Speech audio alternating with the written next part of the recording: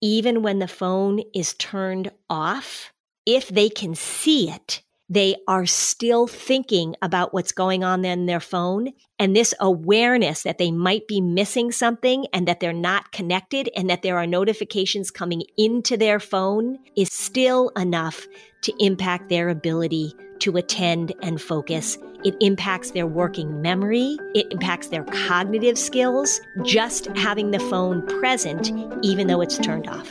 Welcome to Season 6 of Flusterclux with Lynn Lyons, where we talk about a family's anxiety and all the big feelings, too. We tackle the serious stuff without being too serious, and I'm your co-host, Robin. I'm Lynn's sister-in-law, and I'm here to ask your questions. And I'm Lynn Lyons. I'm an anxiety expert, speaker, mom, and author, and I've been a therapist for over 30 years. Parenting can be a Flusterclux, and I'm here to help you find your way. I'll give you concrete steps to take and the words to say.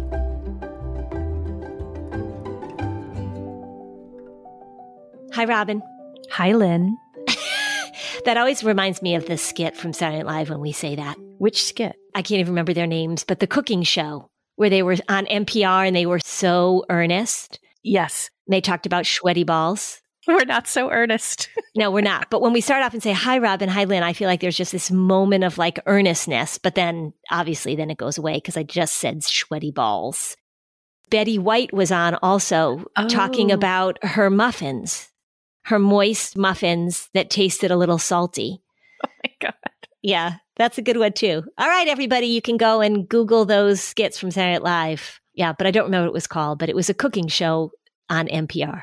What are we talking about today, I don't know. Oh, I do know what we're talking about today. Okay, so here's what I want to talk about because it's sort of the beginning of the school year.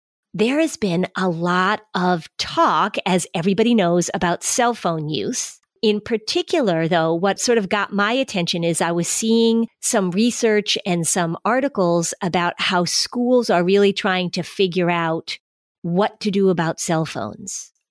I'll just throw a few statistics at you that I came across. In 2009, 90% of schools had cell phone bans in 2009. Then in 2016, that dropped down to only 67% of schools had cell phone bans. And I think they're talking about high schools, but maybe middle schools. But now it's going back up as of 2020. And of course, the research is always a few years behind. And this is probably pre-COVID stuff for 2020. But 77% of schools had cell phone bans. So it went from 90 to 67 to now it's going back up again. But what's interesting is that when I talk to teachers and when I talk to students, cell phone bans in schools are pretty much not enforced. Yeah, that was sort of my next question was, how do they do that? Well, they say you're not allowed to have your cell phone. And then what the teacher said is that they didn't really want to be in the business of policing this and disciplining. What happened when more and more kids started having smartphones and bringing them into school and teachers would take away the smartphones, then a lot of teachers said that they were getting major blowback from parents. Because I remember even at my kids' high school, if you had your cell phone out during class, they would take it away and a parent had to come and retrieve it. And the parents were not down with that plan. Not only did they not want their kids' cell phones taken away, but they also didn't want to have the burden of coming and picking them up. Sure. They're punished for something they aren't really in control of. Correct. Yeah. And they just didn't want their kids to not have their cell phones, which is how it ties into the whole, for me, the anxiety thing with cell phones is that I call them certainty devices. And parents really wanted to be able to contact their kids and be able to know what was going on and where they were. So the idea that a kid would be at school without their smartphone, parents did not like that at all. So, of course, if the teachers are not getting support from the parents and if the kids are totally disregarding the rules and they don't want to be the disciplinarian, then, of course, it became a completely meaningless cell phone ban. There's so much to talk about with cell phone use, but what I really want to talk about today is the relationship of cell phones to learning and in schools and your kids trying to use their brains, not in a way, because there's all the anxiety and depression correlations as well, but really how does it impact attention and learning and focus and cognitive abilities and what maybe we need to do about that and what you need to do about that as parents as you're getting into this school year? Yeah, I think this new school year is a great time to revise certain things. I was just talking with my own family. It's almost like a new school year is like the true New Year's resolution period. Yeah, because you had the summer and things were looser and you were doing this and that. And then now we're starting the school year. Yeah, it definitely feels like the start of something. In fact, my husband went to Staples to go buy me a 2024 planner. And he's like, they have planners now that go from September to September instead of from January to January. It does. Which makes total sense. And if you went to school, which most of us did, that calendar is sort of like the Sunday night thing too. That's our calendar. That's the way that we think about things. Right. So it is time to bring in better practices around phones, sleep, diet, you name it. We're discussing all those things at our house. I don't have kids at my house now, so we're discussing work is what we're discussing. Yeah. We are discussing diet though, and sleep. I guess we're discussing some of the same things. So let's hear about the phone resolutions. It is pretty clear from a whole bunch of research that distraction, it's very hard to have a cell phone and not be distracted by it. And in fact, there was one study that found, and they did this with college students actually, students who were using cell phones in class, who had their cell phones available in class, did worse on their exams later on. So if you were sitting in class and you were supposed to be paying attention to the professor and you're supposed to be attending and learning, if you had your cell phone with you, you did worse later on. What was also interesting though, is that the students that were in the class who didn't have cell phones, because they divided it all up, of course, but were in a class with other students that did have cell phones, those students did poorly also. Even just being around a cell phone in a classroom impacted the students that didn't have their cell phones available, which really says, when we're talking about kids in classrooms, that if you say to your child, you're not going to have your cell phone with you, I'm not going to let you bring it to school, you're going to give it to me and I'll give it to you when you get home. Even if you're sitting in a classroom and 60% of the kids in your classroom have their cell phones out, the 40% of kids that don't have their cell phones in front of them, their learning is also impacted. It's really speaking to the power of its distraction. Correct. Yeah, the power of the distraction. Here's the other interesting thing when we're talking about the power of the distraction is that if you are separated from your phone, so that your phone is in your backpack or in your pocket and you're not looking at your phone. If an adult too, but if a kid hears that the phone is buzzing or ringing, if there's some sort of notification coming into the phone, the awareness that they are missing something absolutely makes it harder for them to focus on the task at hand. So you're sitting in class and the teacher says, you need to put your cell phone in your pocket, or you need to have it in your backpack, or you need to put it in this holder that I have in the front of the classroom. Kids are aware that there is stuff coming into their phone and it makes it harder for them to focus and to attend. Okay, so here's the kicker. Even when the phone is turned off, if they can see it, even when the phone is turned off, they are still thinking about what's going on in their phone. And this awareness that they might be missing something and that they're not connected and that there are notifications coming into their phone is still enough to impact their ability to attend and focus. It impacts their working memory. It impacts their cognitive skills, just having the phone present, even though it's turned off. I hope a lot of school teachers and administrators are listening to this episode.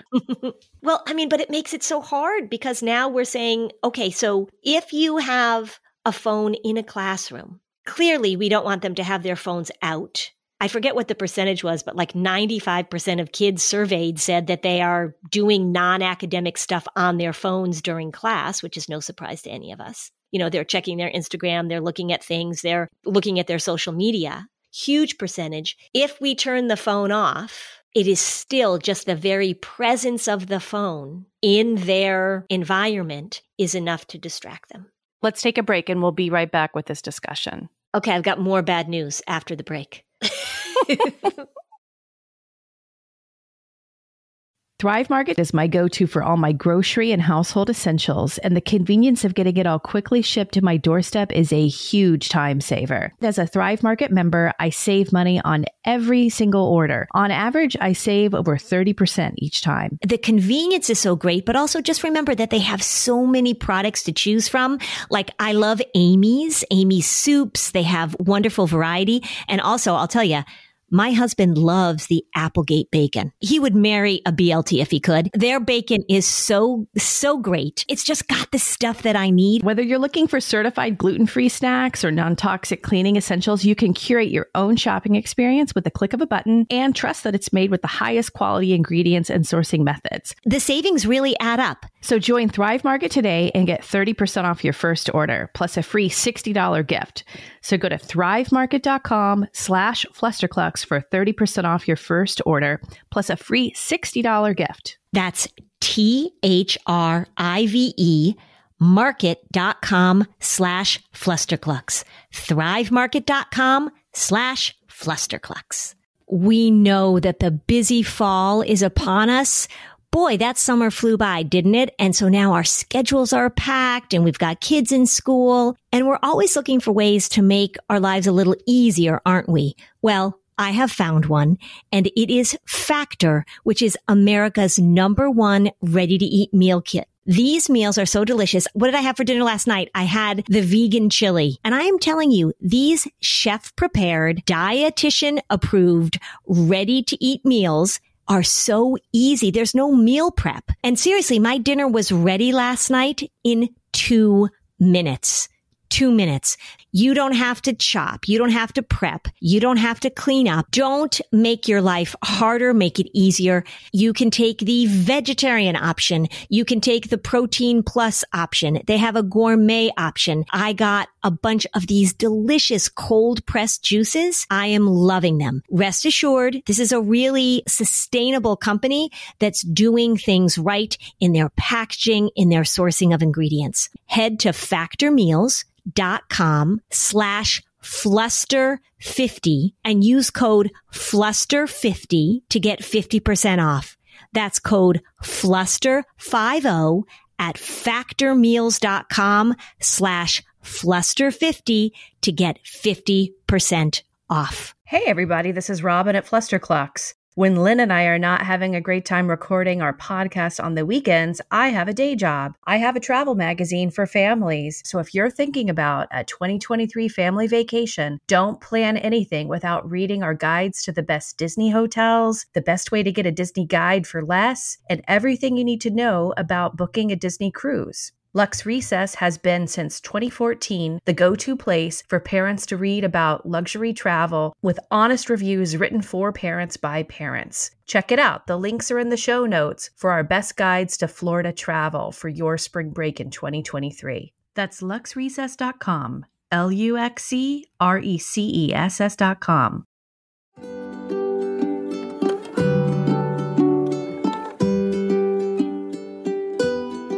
Okay, we're back. All this data, Lynn, that you're telling us about the impact of the phone and its distraction on the mind, I feel like it's an important conversation, especially to have with middle schoolers and older kids, about the desire to want to build the strength of focus. Like it's not just about restricting phones, but helping them understand that attention span and focus are really key skills in many circumstances in their academic and professional and hobby work.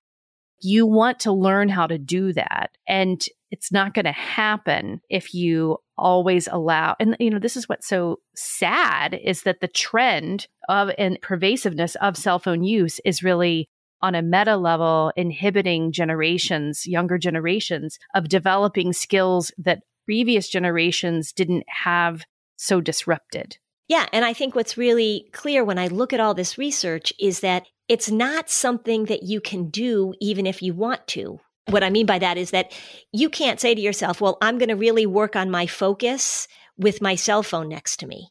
Our brains aren't capable of attending to multiple things at the same time.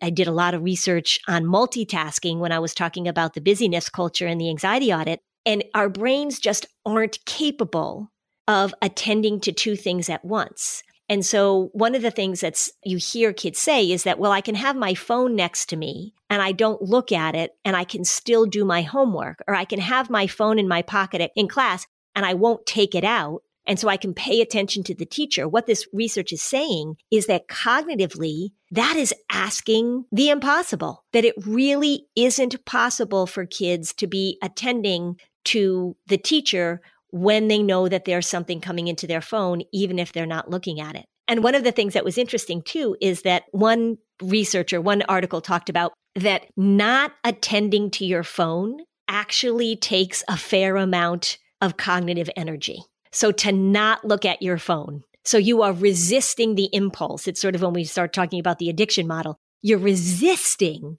the phone. It's sort of what I say about anxiety. What you resist persists. The very act of trying not to look at your phone takes mental energy away from what you're supposed to be learning or absorbing. It's just asking too much of our brains to be able to manage this. And I think it's just got to be an acknowledgement of that. This is something that I've thought about. We've done episodes on summer camp, and I went to summer camp, and my daughter went to summer camp. And it was one of those full summer session camps. So you're gone for 7.5 weeks. So you lose your phone for those 7.5 weeks, which is probably one of the few contexts where a tween or a teen is going to have a true cell phone diet in this day and age. Yeah. Because it's not very common for a parent to say, like, I'm taking your cell phone for 2 months. Because then the kids are still going to be potentially with other kids who have their cell phones or there's other computers. But to have a truly screen-free experience for those 7.5 weeks is a profound experience. Yeah. And I've even been talking to kids that are coming back from camp now that didn't have their phone for 2 weeks. And the experience that they had not having their phone for 2 weeks was also pretty profound. One of the things that I think if your kids are still young enough and you want to consider benefits of summer camp, I think this is actually one of the key benefits that didn't really exist, obviously, when we were going to camp. When my daughter came back, it was an incredible opportunity to have a discussion about what was it like to be with your friends in your bunk, talking late at night without the distraction of the cell phone. What kind of conversations did you have? What kind of silliness? What kind of connection?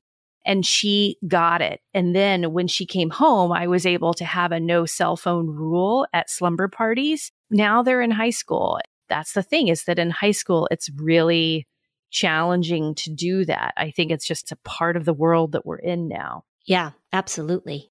So this idea, and I'm glad you bring this up, because one thing that was also pretty interesting as I was doing this research and looking this stuff up is that this idea that if you put your cell phone away, put it across the room, you put it in your pocket. We've all heard of having phantom buzzing in your pocket, right? I mean, a large proportion of people said, yeah, they've experienced that. Like, oh, I think I just got a notification. But if you put it far away, if you completely separate from it, that actually seems to be the most impactful. And I'm just going to read to you the quote from this article because I just want to get it right. The more people depend on their smartphones, the more they seem to suffer from their presence, meaning that they're next to them, but they don't have them. Or, the author writes, more optimistically, the more they may stand to benefit from their absence. So the greater your dependence upon it, the more the benefits that you will experience when you're completely separated from it, which I think is what you're talking about with camp, that when they had the cell phones weren't there. I mean, I think here's maybe the difference, right? So you go to camp and you're not allowed to bring your cell phone. So it's at home.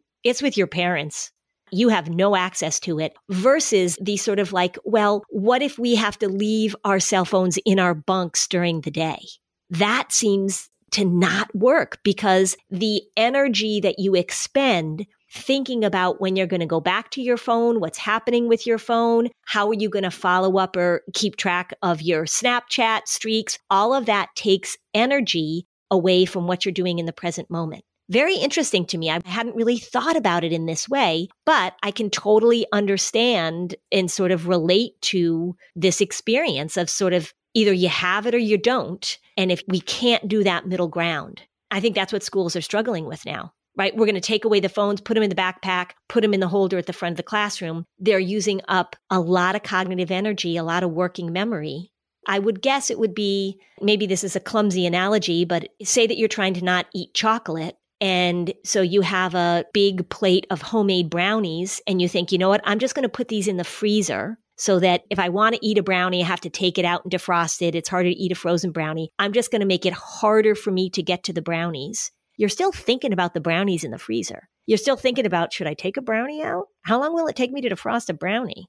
I really want a brownie. If I really want it, I can go get it. Versus if you say, I'm going to have no brownies in the house, the debate goes away. And I think it's that debate, that anticipation, that really what they're saying and looking at it in schools is interfering with cognitive functioning. Mm-hmm.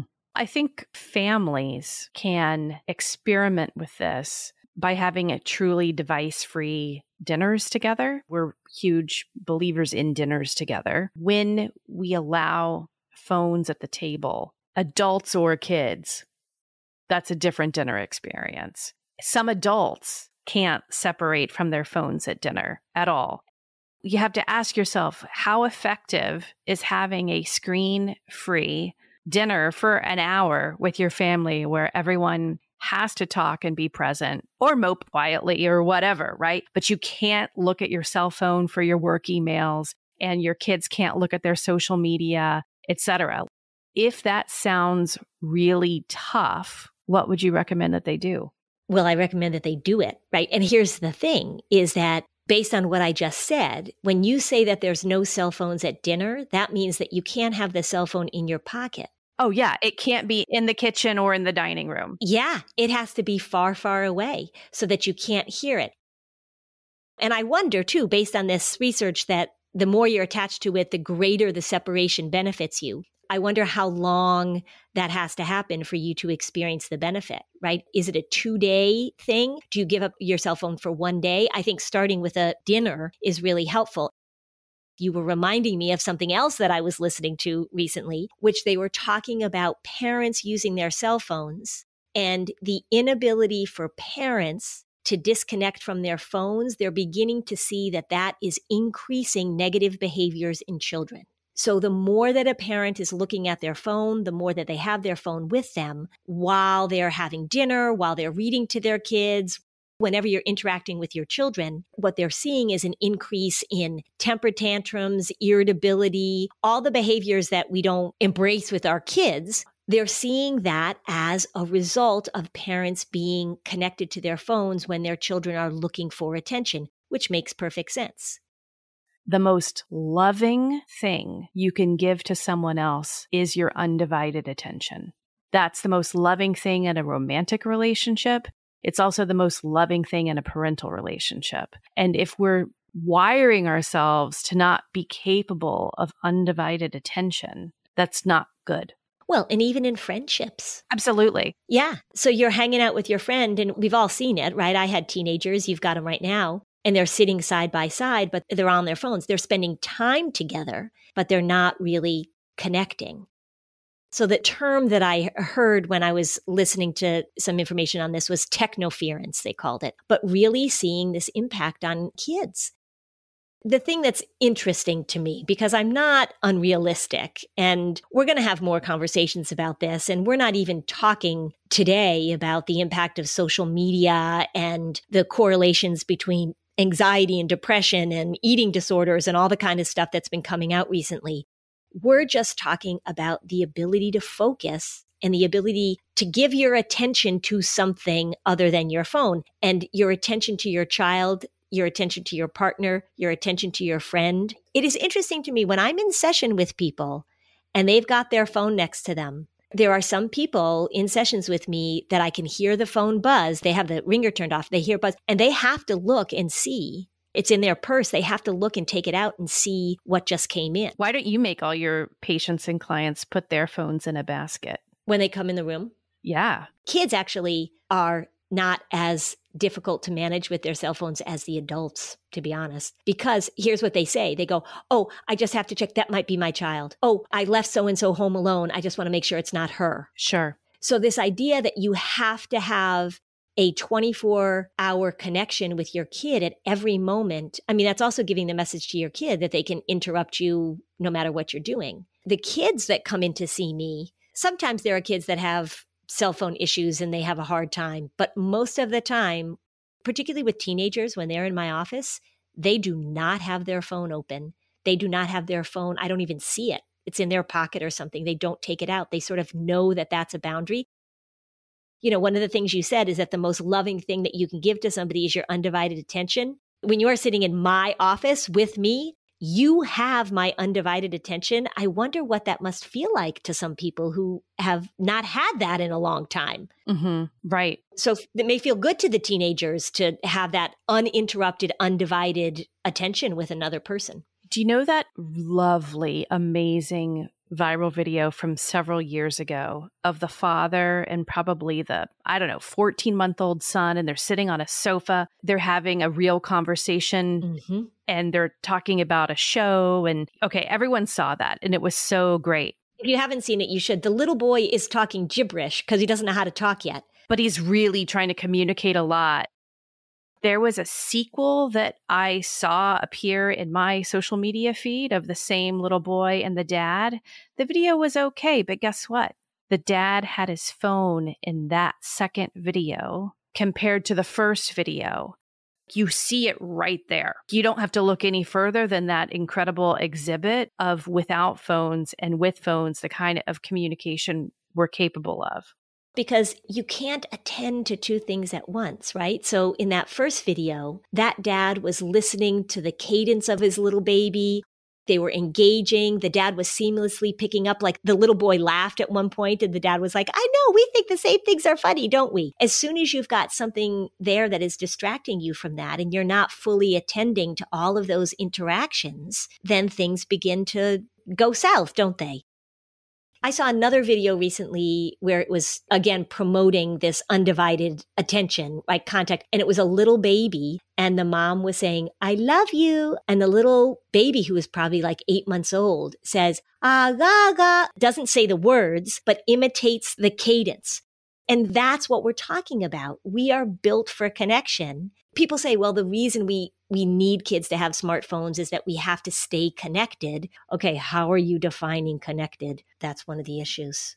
I just want to put it out there that although I am capable of giving someone my focus, I also am guilty of this. By no means am I saying like, this is what we do and this is what I do. This is something that I struggle with a lot. I'm one of those people that I confess some days, not every day, but some days I have so much work email coming in well into the night that is requiring an urgent response. And therefore, I'm just not in one of those good spaces the way I can be other days. So I just wanted to mention that. I'm not saying that this is easy, and it's something that I personally work on all the time. My husband, your brother, he's better at this. And he'll, if he's listening, he's like, yes, I am. The reason that we're in this situation with these smartphones is because they absolutely pull us in. They absolutely give us information. They're entertaining. They're distracting. They do all the things that make our brain feel good. We get a dopamine hit. When you hear the text come in, our brains get a little dopamine hit. I think what was interesting to me when I read this is that all these attempts to sort of put the phone 2 feet away aren't as effective as the phone needs to be gone. Let's take a break and we'll be right back. Okay.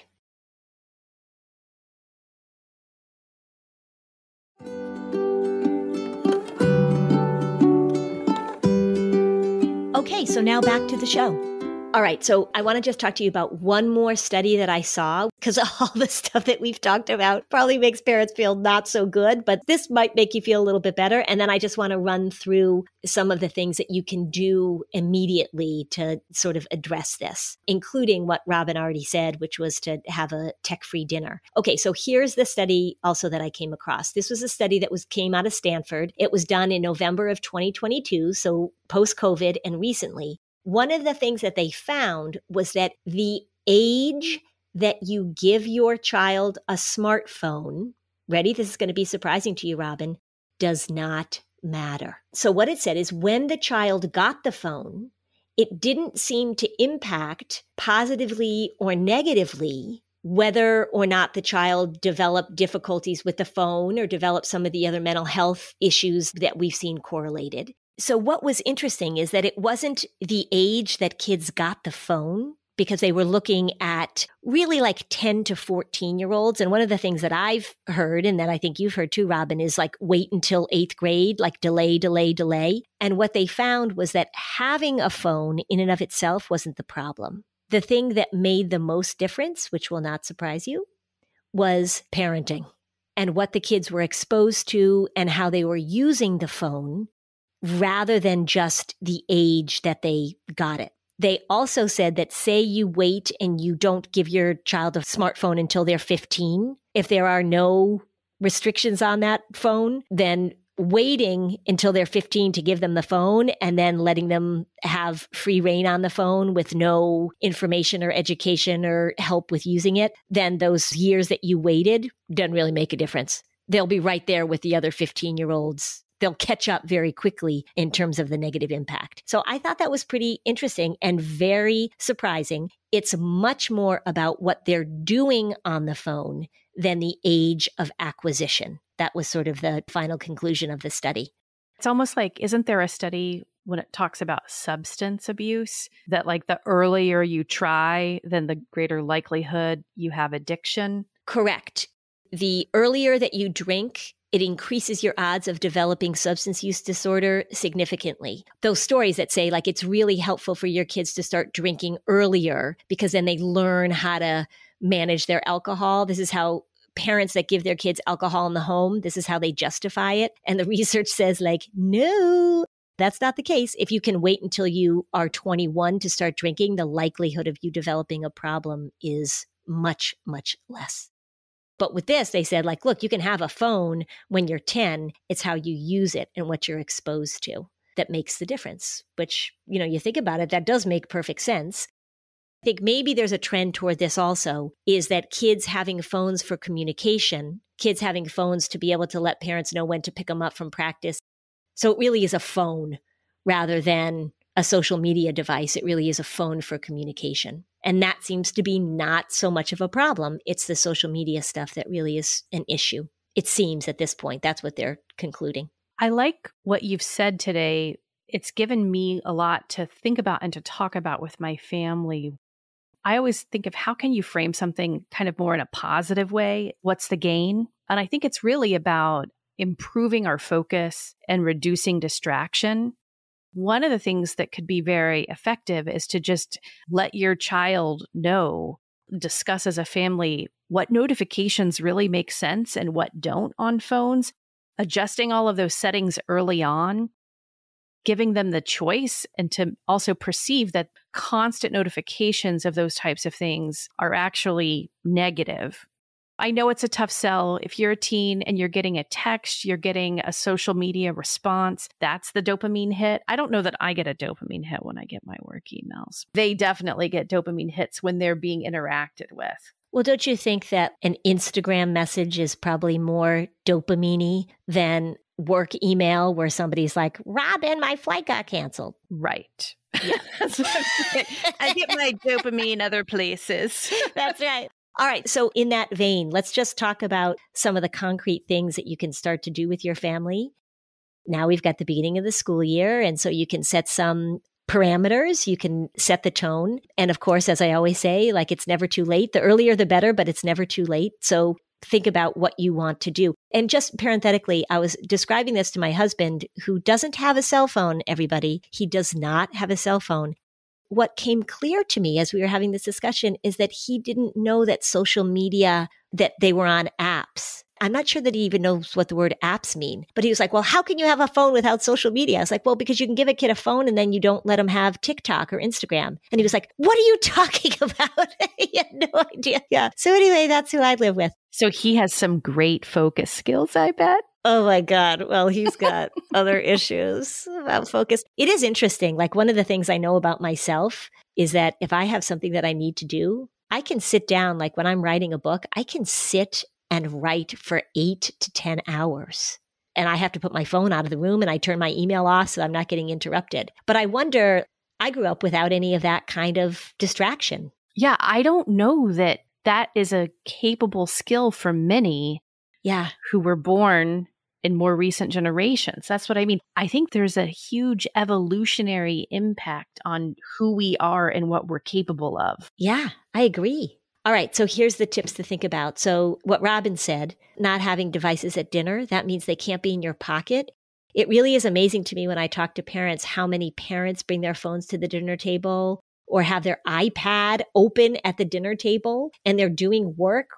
They're just not paying attention. So no devices at the dinner table. Put them in another room. That's a really good place to start. And then piggybacking on that, please, please, please get the phones out of the bedrooms. And I am talking about this for adults too. And if you haven't given your child a phone yet and you're thinking about that, it is easy at the beginning to make sure that that's a very, very clear limit. I actually, and I may have talked about this before, but my alarm clock broke, the alarm clock that I had that was my dad's, and I started using my phone as an alarm clock for about a year. And I started doing all the things with my phone that I swore I wouldn't do. Like waking up in the morning and looking at my phone, like looking at Twitter before I even took my head off the pillow. I was looking at Twitter, staying up late, like looking at social media. And so instead of falling asleep at 10, which is when I like to turn my light off, it started going to 10:20, 10:30 because I was so interested in what was coming in on my phone. So I ordered a little alarm clock. They still make them, people. It's a nice little alarm clock. It has a little tiny beep. It's about as big as a matchbook. I mean, it's a really tiny little alarm clock. And my phone is not in my bedroom at night. It is charging in another part of the house. I know a lot of families who do that. They have like a charging station that's downstairs or in the kitchen area away from the bedrooms. But I know a lot of parents that have a charging station in their bedroom and they have their kids' phones, which is a good start, but they have their phones in there too. So get the phones out of the bedroom because we know that it interrupts sleep. Everything that I said before about anticipating that you're going to get a notification happens when you're sleeping too. So get them out of the bedroom. The other thing too is that it might be a helpful thing for you and your family to increase the time that you're not on phones to more than just dinner time and work with your family or talk to your family about having phone holidays on a regular basis. So it could be a weekend. You could say for the next 24 hours, if you go on a vacation, if you're doing something, if you're going out to the movies, if you're going somewhere, that everybody leaves their phones at home. I will tell you, I know this will be shocking to some of you, but there was thousands and thousands of years of human history, including from the years that I was growing up in the 80s and 90s, where we went to the movies without cell phones. We did okay. We got there, we watched the movie, and then we came home and we didn't have our phones with us. I love you, but you didn't grow up in the 90s. I'm sorry. I did not grow up in the 90s. I got married in 1990.